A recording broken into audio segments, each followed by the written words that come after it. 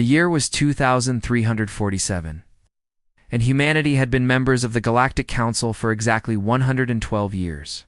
In that time, they had faced more problems than any other species in the galaxy.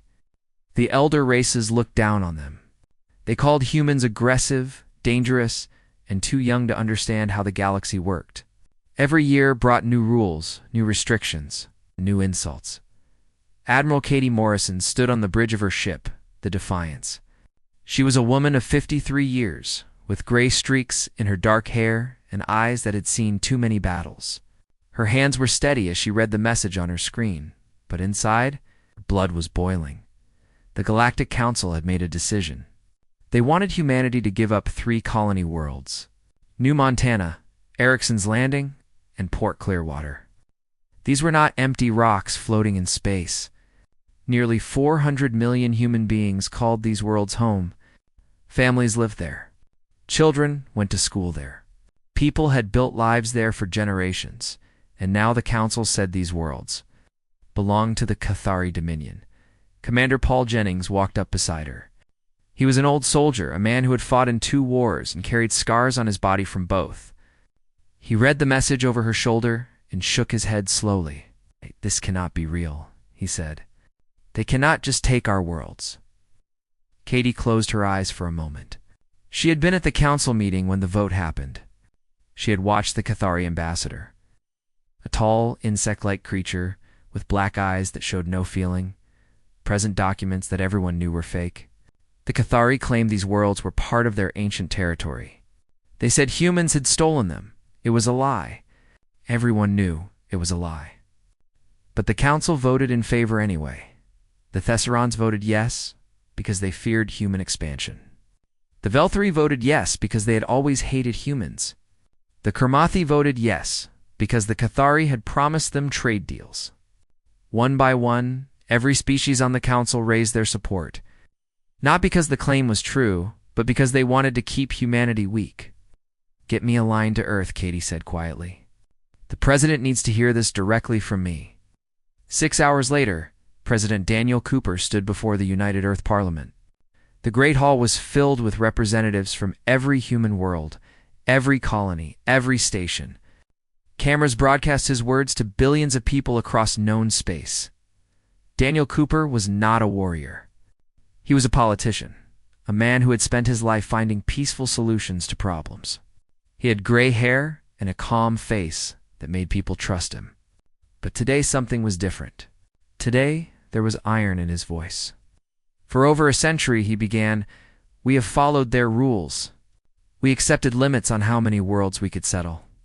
We paid their taxes without complaint. When they asked us to send soldiers to fight their wars, we sent them. Our sons and daughters died on battlefields that had nothing to do with us, fighting enemies that were not ours." He paused and looked around the room. And what did we receive in return? They mock us in their councils. They call us children playing at civilization. They put restrictions on our technology, our trade, our growth. And now they demand that we abandon 400 million of our own people. The Parliament was silent. Every person in the room felt the weight of his words. The Galactic Council claims these worlds belong to the Cathari. We all know this is false. We all know the evidence was created to justify theft. But the Council does not care about truth. They care about power. They want us to kneel, to accept whatever scraps they throw at us, to be grateful that they allow us to exist at all. Daniel Cooper shook his head slowly. No more. The word echoed through the hall. As of this moment, humanity withdraws from the Galactic Council. We reject their authority over our worlds. We reject their borders. We reject their rules. And we reject any further negotiation with an organization that treats us as slaves rather than equals. For a moment, there was only silence. Then the Parliament erupted. Some representatives stood in shock, their faces pale with fear. Others shouted in anger, but many more rose to their feet with something else in their eyes. Pride, defiance, a fire that had been building for over 100 years on the colony world of New Montana. A farmer named William Hayes watched the broadcast with his wife and 3 children. When the president finished speaking, William stood up slowly, "About damn time," he said. Across the galaxy. The reaction was very different in the gleaming towers of the Sara Prime. The capital of the Galactic Council, High Arbiter Valethus, received the news. He was an ancient creature, his scaled skin wrinkled with age, his eyes still sharp, despite his many years. He had ruled the council for 2 centuries, and in all that time, nothing like this had ever happened. No species had ever withdrawn from the council. It was not done. The council was the law of the galaxy. To leave was to become an outcast, a target, a problem to be solved. "They have gone mad," said Ambassador Kethra of the Ketheri Dominion. "Do they not understand what this means? We will crush them." Valethus raised one clawed hand for silence. "Let them have their moment of defiance. Within 1 cycle of their star, they will come crawling back. Their economy will collapse without council trade. Their colonies will starve. And when they return, they will accept whatever terms we give them." He smiled, showing rows of sharp teeth. "Humanity is young. They will learn that there is no place in this galaxy for those who stand alone." But Valethus had made a mistake.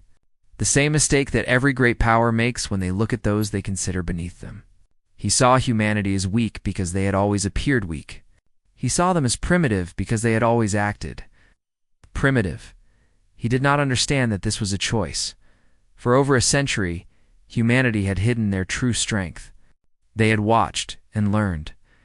They had studied the council, its politics, its weaknesses. They had developed technologies in secret laboratories that would make the elder races tremble, and they had waited patiently for the right moment.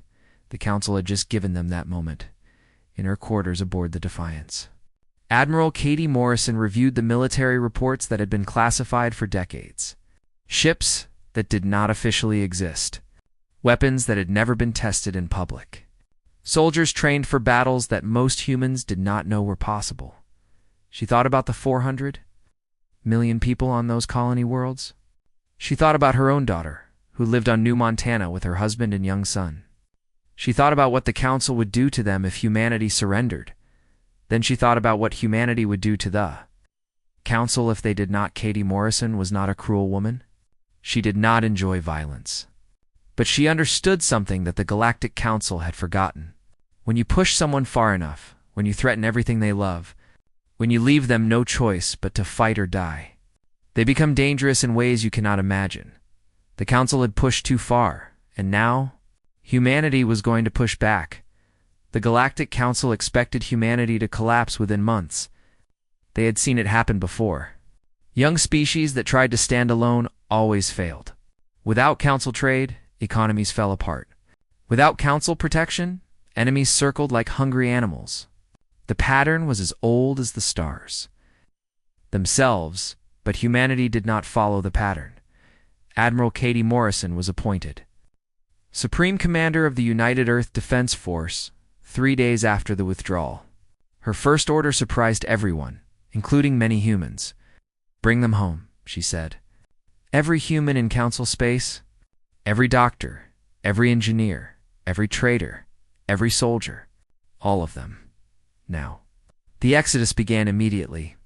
Human merchants closed their shops on the Sara Prime. Human doctors left hospitals on Velthri worlds. Sometimes in the middle of treating patients, human engineers walked away from construction projects they had been working on for years. Human diplomats packed their belongings and boarded transport ships.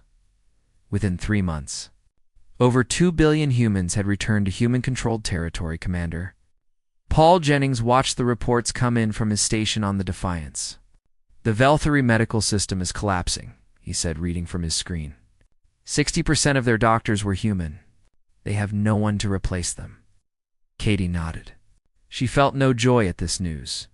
People would suffer because of what she had ordered. Sick people who had done nothing wrong would die because there was no one to treat them. But she had made her choice, and she would not look away from the consequences. "What about the trade routes?" she asked. 12 species are reporting food shortages. 7 more are having problems with manufactured goods. Paul shook his head slowly. "I knew we were important to the Council economy. I did not know we were this important." this was another secret humanity had kept. Over the decades, they had quietly made themselves essential to the galactic economy. Human ships carried 30% of all trade goods. Human farms produced food for species that could not grow enough for themselves. Human factories built machines that other species had forgotten how to make. The Council had thought they were controlling humanity by restricting their growth. In reality, humanity had been growing in ways the Council never noticed, putting themselves in positions where they could not be replaced. But the true test came for months after the withdrawal. High Arbiter Valthus had grown tired of waiting for humanity to surrender. The economic pressure was hurting the Council more than it was hurting the humans. Something had to be done. He ordered a fleet of 300 warships to jump into the Sol system, the heart of human space. The plan was simple. They would blockade Earth and the other core worlds. They would prevent any ships from entering or leaving, and they would wait until the humans gave up.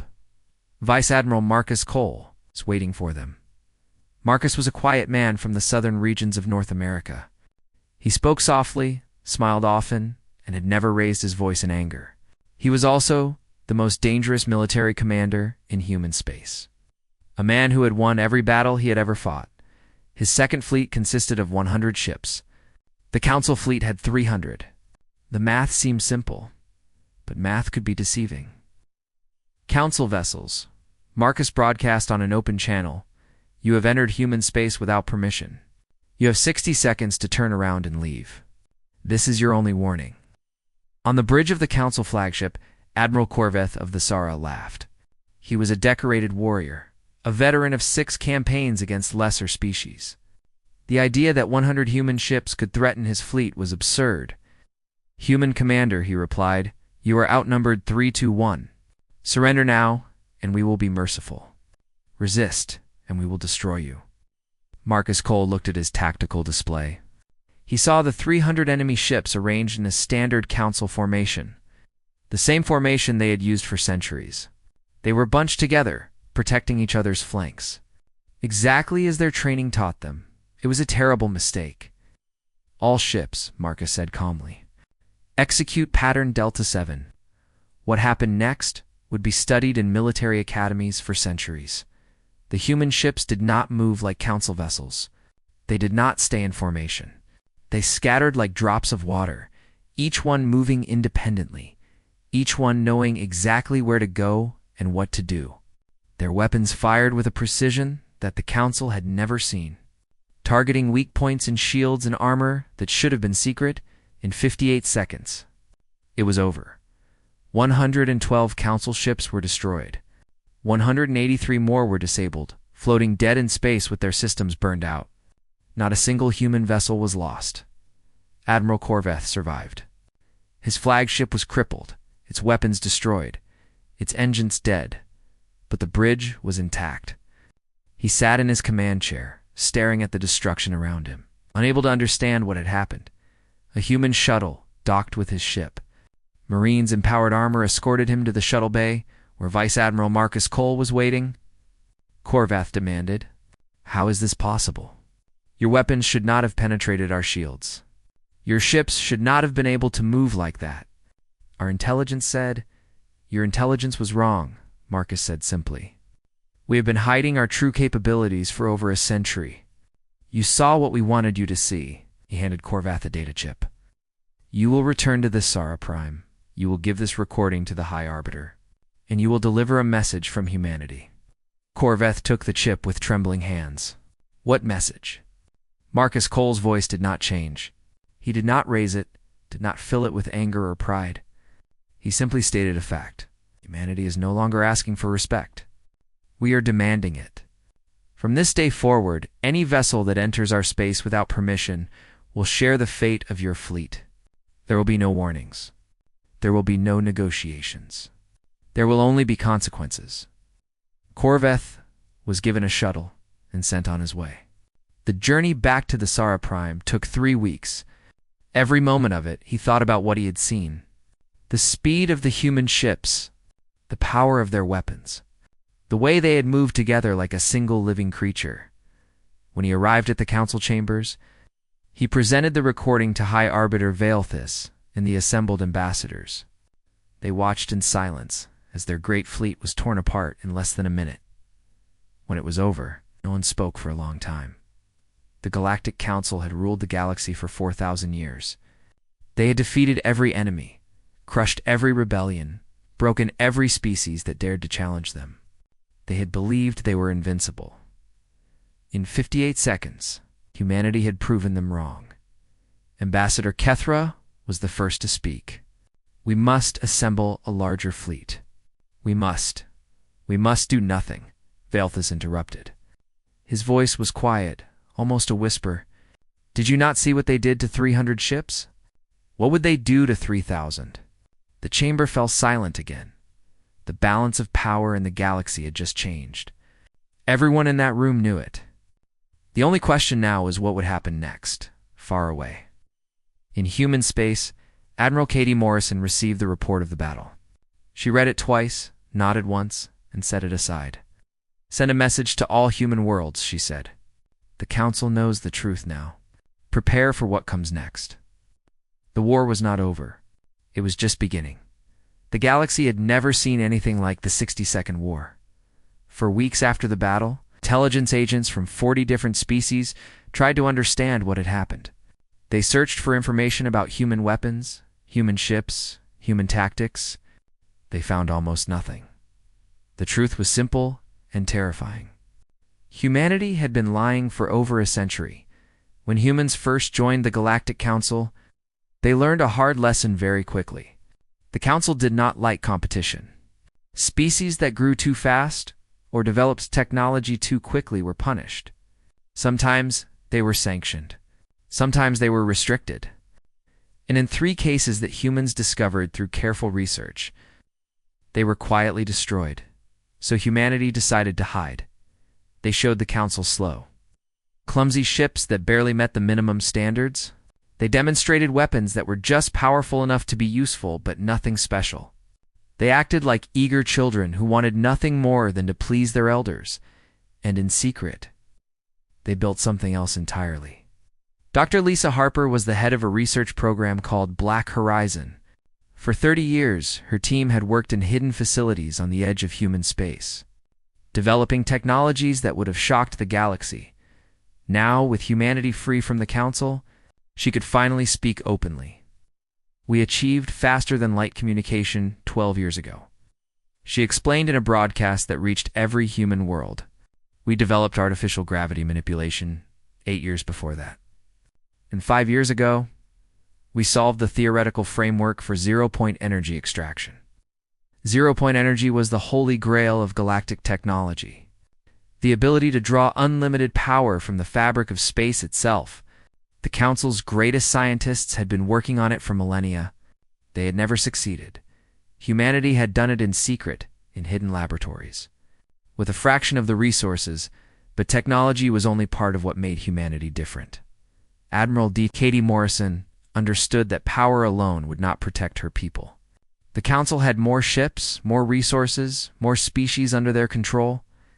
If humanity tried to fight the entire galaxy, they would eventually lose. She needed a different strategy. She called it the Morrison Principles, and it would change the galaxy forever. The first principle was about sovereignty. Humanity would never again submit to an outside power. They would make alliances and trade agreements, but they would never give up control of their own worlds, their own laws, their own future. The second principle was about protection. Humanity would become the defender of the weak. Every species that had been hurt by the Council, every civilization that had been pushed aside and forgotten, would find safety in human space. In return, they would help defend their new home. The third principle was about war. Humanity would never start a fight, but any fight that came to them would be finished completely and permanently. "We are not conquerors," Katie said when she announced the principles. "We do not want to rule others, but we will not be ruled either.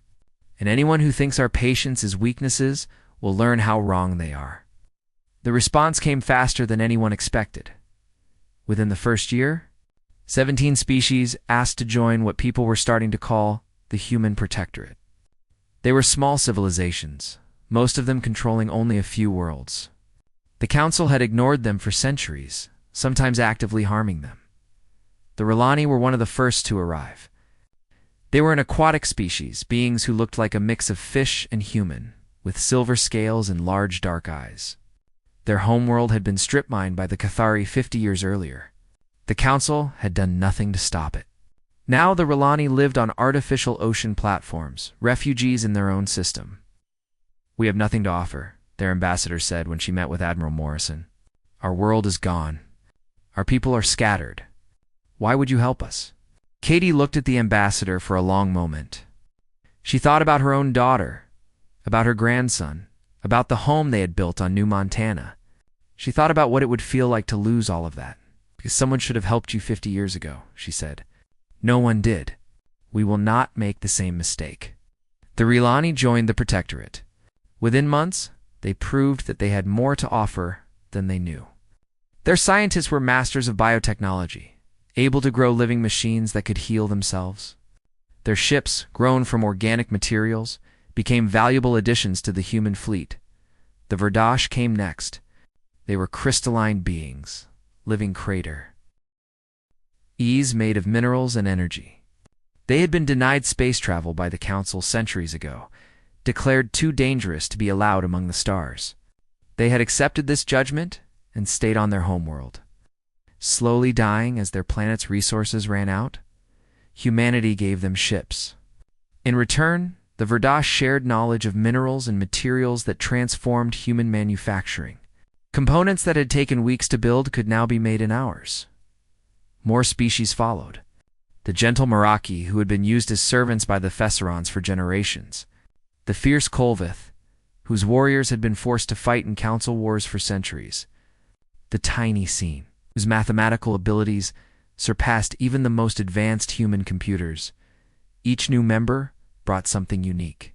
Skills, knowledge, perspectives that humans had never considered. And each new member added to the growing strength of the Protectorate. The Council watched all of this with growing fear. High Arbiter. Vaelthus had been removed from power after the 62nd War. His replacement was a younger Thessaran named Colvin, the first female to hold the position in their species' history. She had risen to power by promising to destroy humanity once and for all. "They are building an army against us," she declared in the council chambers. "Every species they take in is another enemy we must face. We cannot allow this to continue." But what could the council do? Another military attack seemed impossible after what had happened to their fleet. Economic pressure was not working because humanity and their allies were building their own trade networks. Diplomatic isolation meant nothing when 17 species had already chosen humanity over the council. Colvin spent months searching for a weakness. She found one in the most unexpected place. The Verdash homeworld sat at the edge of a nebula filled with exotic matter. This matter was necessary for the zero-point reactors that powered human ships. Without it, humanity's technological advantage would slowly disappear. The plan formed in her mind. A way to hurt humanity without direct military action. A way to force them to choose between their allies and their own survival. She smiled, her sharp teeth gleaming in the light of the council chamber. "We will not attack them," she said to her advisors. "We will make them attack us. Or better yet, make them abandon their so-called allies." The trap was being set. The greatest challenge humanity had ever faced was coming, and the fate of the galaxy would hang in the balance. Far away, on a small ship traveling through Protectorate space, a young R'Lani child looked out a window at the stars. For the first time in her short life, she was not afraid. She did not know about politics or war or the plans of powerful beings. She only knew that the humans had promised to protect her people, and somehow she believed them. 3 years had passed since humanity left the Galactic Council. In that time, the human protectorate had grown from a single species into an alliance of 23 civilizations. Trade routes connected their worlds. Shared defense agreements protected their borders. Something new was being born in the galaxy, and the Council could not stop it. High Arbiter Colvin had waited long enough. Her plan was ready. The Verdosh homeworld was called Crystal Prime by the humans. It was a beautiful planet, covered in formations of colored stone that caught the light of its twin suns. More importantly, it sat at the edge of the shimmering nebula, a cloud of cosmic gas that contained the exotic matter of humanity, needed for their advanced reactors. Colvin arranged for 6 council species to simultaneously claim the nebula as their ancient territory. The claims were based on historical documents that had been created in secret laboratories. Everyone who mattered knew they were fake, but the council voted to recognize them anyway. The ruling was delivered to the Protectorate with cold formality. The shimmering nebula belonged to the council. The Verdosh were in violation of galactic law by living near it. They had 30 days to leave their homeworld or face the consequences. Admiral Katie Morrison received the news aboard the Defiance. She read the message 3 times, not because she did not understand it, but because she wanted to be sure of what she was seeing. "They are trying to force us to choose," said Commander Paul Jennings. "Defend the Verdosh and start a war. Abandon them and watch our alliance fall apart." Katie nodded slowly. "They think we will sacrifice our allies to protect ourselves. Will we?" She looked at her old friend with something close to disappointment. "You know the answer to that, Paul?" The Council had assembled the largest fleet in galactic history. 1,200 warships from 15 species gathered at the edge of the Verdosh system. They carried enough firepower to destroy entire worlds. Their commanders were confident of victory. The human response began with a simple message. Katie opened a channel to every Protectorate species. She explained what the Council had done, what they were demanding, and what would happen if humanity surrendered. "We face a choice," she said. "We can abandon the Verdosh and hope the Council is satisfied. We can pray that they do not come for us next. Or we can stand together and show the galaxy that the Protectorate keeps its promises." She paused, letting her words settle. "I will not make this decision for you. Each species must choose for themselves. But I want you to know what humanity chooses. We will defend the Verdosh system. We will fight the Council fleet. And we will do it alone if we must." The responses came within hours. The Relani ambassador spoke first. "Our world was taken from us because no one would stand against the strong. We will not allow that to happen to another species. The Relani will fight." The Kolvith war leader was next. "For centuries, we have fought the Council's battles. Now we will fight against them. The Kolveth will fight." One by one, every species in the Protectorate made the same choice. Some had mighty fleets. Some had only a handful of ships. Some had no military at all and could only offer supplies, medical support, or simply their presence. But every single one of them chose to stand with humanity. Commander Henry Logan was given tactical command of the combined fleet. He was a young officer, only 35 years old, but Katie had seen something special in him, a mind that could hold 1,000 variables and find the perfect solution in seconds. "We have nearly 2,000 ships," he reported during the final briefing. "The enemy has 1,200. But many of our vessels are not designed for combat. The Relani bioships, the Verdosh mining craft, the Meraki transports, they were never meant to fight a battle." "Then we will have to be creative," Katie replied. "What about the nebula itself? Can we use it?" Henry smiled slightly. "I was hoping you would ask that."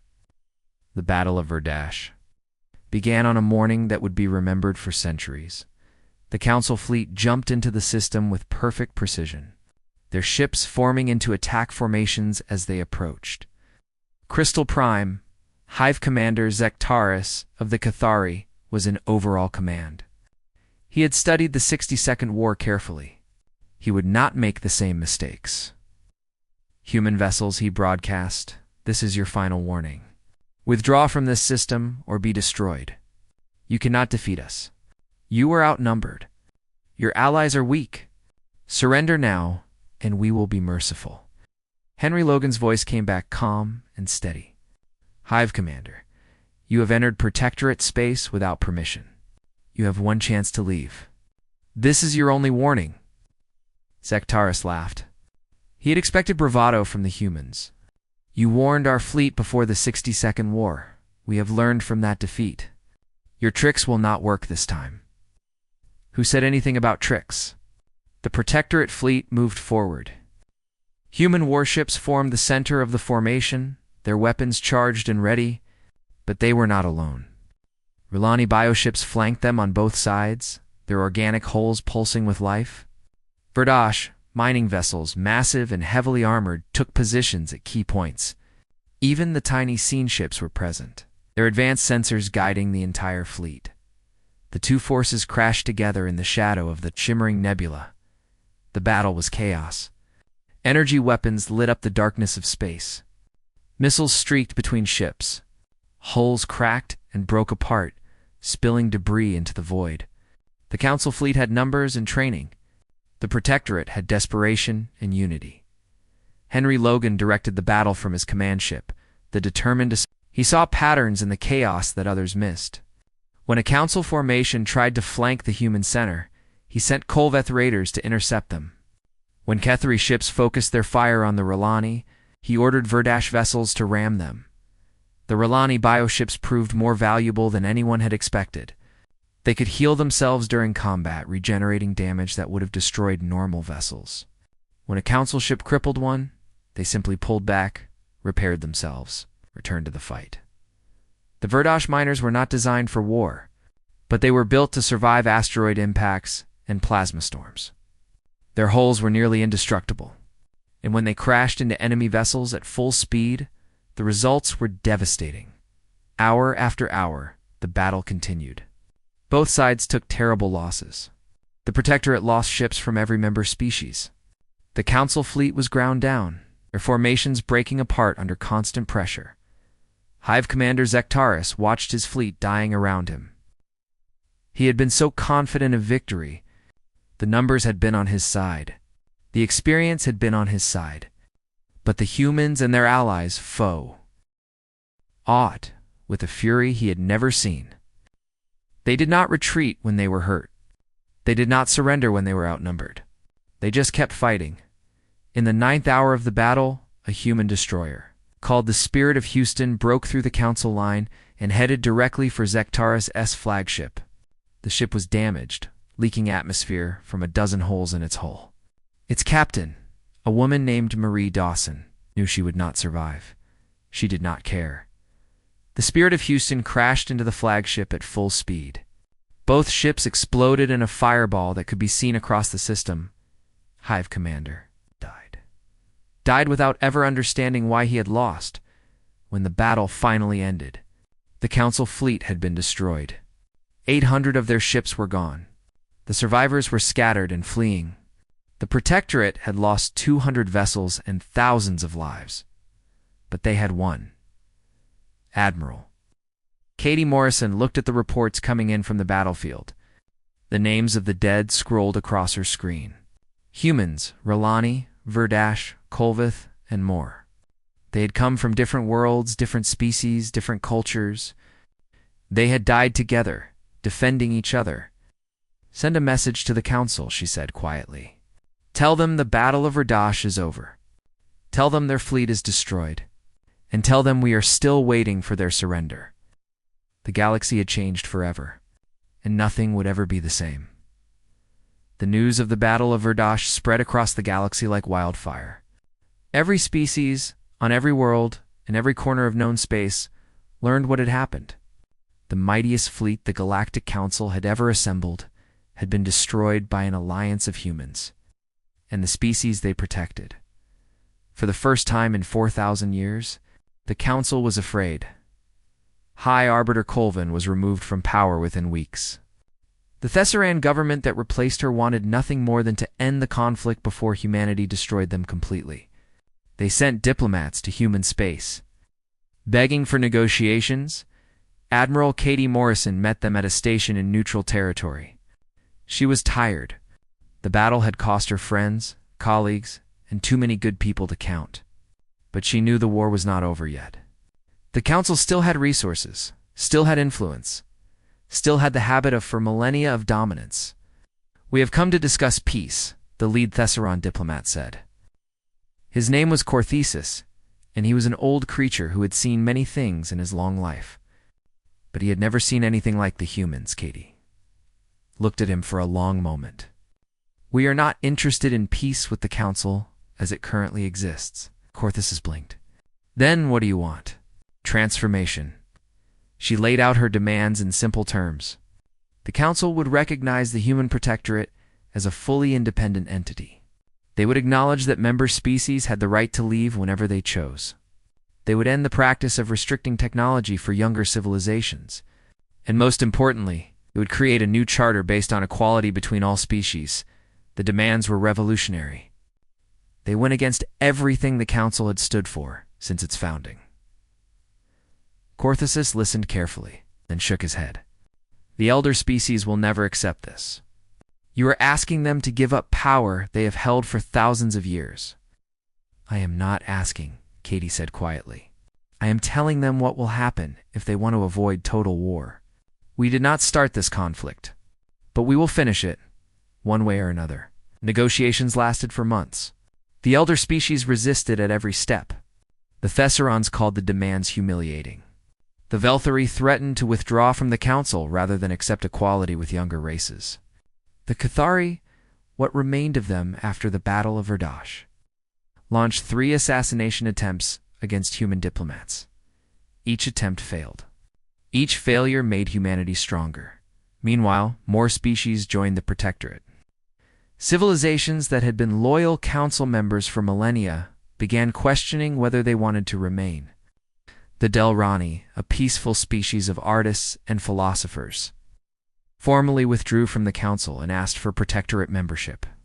The Torvik, renowned engineers whose work had built half the stations in Council space, followed soon after. The Council was collapsing from within. High Arbiter Valthus, who had been removed from power after the 62nd War, gave one final speech before his death. He was ancient now, his scales gray and brittle, his eyes dim. We thought ourselves eternal, he said. We believed the galaxy would always bend to our will. We were wrong. The humans have shown us something we forgot long ago. Power that serves only itself will eventually destroy itself. They did not defeat us with weapons alone. They defeated us with an idea that all beings deserve dignity, that strength should protect the weak, not exploit them. He looked at the Council members gathered before him, many of whom had mocked humans for a century. We should have listened to them. We should have treated them as equals. Instead, we pushed them away, and now we face the consequences of our arrogance. He died 3 days later. Some said it was illness. Others said he simply lost the will to live in a galaxy he no longer recognized. The final treaty was signed on the 5th anniversary of humanity's withdrawal from the Council. They called it the New Galactic Accords. The ceremony was broadcast to every inhabited world in known space. President Daniel Cooper signed on behalf of humanity. He was older now, his hair completely gray, his face lined with the stress of leading his people through the most difficult period in their history. But his hand was steady as he added his signature to the document. Beside him stood representatives from 37 Protectorate species. Each one added their own mark to the accords. The Relani ambassador pressed her webbed hand to the document. The Verdosh elder touched it with a crystal finger that left a small rainbow on the surface. Even the tiny scene managed to leave their mathematical signature, a pattern of numbers that somehow expressed their approval. When all the signatures were complete, President Cooper addressed the galaxy. 5 years ago, we were told that we did not belong among the stars. We were called too young, too aggressive, too dangerous. We were told to accept our place at the bottom and be grateful for whatever the elder species allowed us to have. He paused, looking at the assembled dignitaries from hundreds of worlds. We rejected that vision, not because we wanted power for ourselves, because we knew that a galaxy ruled by fear and domination would never know true peace. Today, we begin building something different. A community of equals. A partnership of free peoples. A future where no species has to bow before another. Admiral Katie Morrison watched from the edge of the room. She had given so much to reach this moment. Friends lost in battle, years spent planning and fighting, sleepless nights wondering if she was making the right choices. Looking at the representatives gathered together, species that had once been enemies, now standing as allies, she felt something she had not allowed herself to feel for a very long time. Hope. The ceremony ended with a gesture that no one had planned. A young R'Lani child, the daughter of the ambassador, walked up to President Cooper and handed him a small gift. It was a crystal grown in the waters of the R'Lani artificial oceans, shaped like a flower that did not exist on any world. "Thank you," the child said in careful human words. "For keeping your promise." Cooper knelt down to her level, accepting the gift with both hands. "Thank you for giving us a chance to keep it." Around them, the assembled dignitaries began to applaud. Not the formal clapping of political ceremonies, but genuine warmth. The sound grew and grew until it filled the entire hall in the years that followed. The new galactic accords reshaped civilization across known space. Species that had been oppressed for millennia found their voices. Technologies that had been restricted were shared freely. Trade flourished between former enemies. The Protectorate continued to grow, eventually absorbing what remained of the old council into a new organization based on cooperation rather than domination. There were still conflicts, still disagreements, still moments when war seemed possible, but each time, the species of the galaxy found ways to resolve their differences without destruction. Admiral Katie Morrison retired 10 years after the signing of the Accords. She lived out her remaining years on New Montana, near her daughter and grandchildren. Sometimes young officers would come to ask her about the old days, about the battles she had fought and the decisions she had made. She always told them the same thing. "We did not win because we were stronger than the Council. We won because we remembered something they forgot. Strength without justice is tyranny. Power without compassion is cruelty." They pushed us to the breaking point, and we pushed back. But we never stopped believing that everyone deserves a chance to be free. She would look out at the golden fields of New Montana, at the sky full of stars that now belonged to everyone. "The galaxy is different now. Better, I think. And that is worth everything we sacrificed." The Council had pushed too far, humanity had pushed back, and the galaxy would never forget the lesson.